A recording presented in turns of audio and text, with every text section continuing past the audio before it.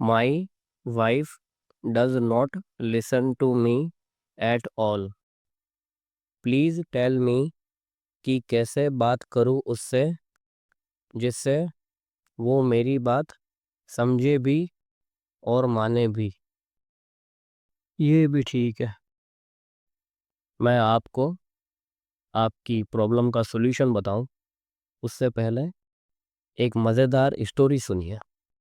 एक बार एक गांव था, वहाँ रघु नाम का एक आदमी रहता था, बिल्कुल आपके जैसा। वो अपनी वाइफ परी के साथ वहाँ रहता था। अ हैप्पीली मैरिड कपल, मतलब परी हैप्पी थी और रघु मैरिड। खैर, एक दिन गांव में मेला लगा तो रघु ने परी से साथ चलने को कहा, तो परी ने मना कर दिया। तो रघु बेचारा अकेला मेला देखने चला गया।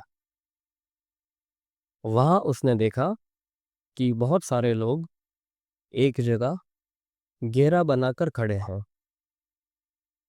जब उसने पास जाकर देखा तो उस घेरे के बीच में एक सन्यासी बाबा बैठे हुए थे, जो लोगों को उनकी समस्याओं का समाधान बता रहे थे। एक आदमी ने बाबा से कहा कि उसका धंधा मंदा है, तो बाबा ने उसे भभूत दी और कहा, जा तेरा धंधा अच्छा हो जाएगा। एक औरत ने कहा कि उसके घुटनों में दर्द रहता है, तो बाबा ने कहा, ये भभूत लगा लेना, दर्द ठीक हो जाएगा। जब ये सब रघु ने देखा तो वो भी बाबा के सामने गया और हाथ जोड़कर बोला, बाबा, मेरी लुगाई मेरे कंट्रोल में नहीं है, मेरी कोई बात नहीं सुनती, जो भी मैं बोलूं उसका उल्टा ही करती है, समाधान दीजिए। तो बाबा ने रघु को अपने पास बुलाया और एक जोरदार लाफा मारकर बोले, मूर्ख, अगर इस समस्या का समाधान मेरे पास होता तो क्या मैं बाबा बना होता? तू भी कमंडल लेके मेरे पास बैठ जा। खैर, ये तो हो गई मजाक की बात। अब आते हैं आपकी समस्या के सीरियस समाधान पर। तो देखिए, बात ऐसी है कि आपकी वाइफ आपकी बात समझे उससे पहले आपको ये समझना पड़ेगा कि समझाते कैसे हैं। चलो, आज मैं समझाता हूं। तो समझाइश का सीधा सा फंडा है कि किसी को भी अपनी बात समझाने से पहले उसकी बात समझनी पड़ती है, और हर बात कहने और समझाने का एक तरीका होता है। चलो, एक एग्जाम्पल से समझते हैं।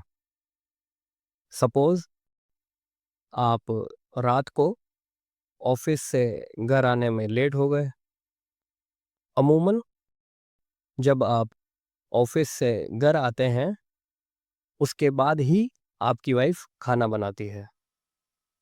इसीलिए आज आप चाहते हैं कि आज का खाना आप दोनों बाहर खाने जाए। तो अब ये बात आप उनसे कैसे कहेंगे? 4 ऑप्शंस देता हूं, गौर से सुनना। पहला ऑप्शन, चलो आज बाहर खाना खाने जाना है। दूसरा ऑप्शन, चलो ना आज बाहर खाना खाने चलते हैं। तीसरा ऑप्शन, यार आज बाहर खाना खाने चले क्या प्लीज, मेरा बहुत मन कर रहा है।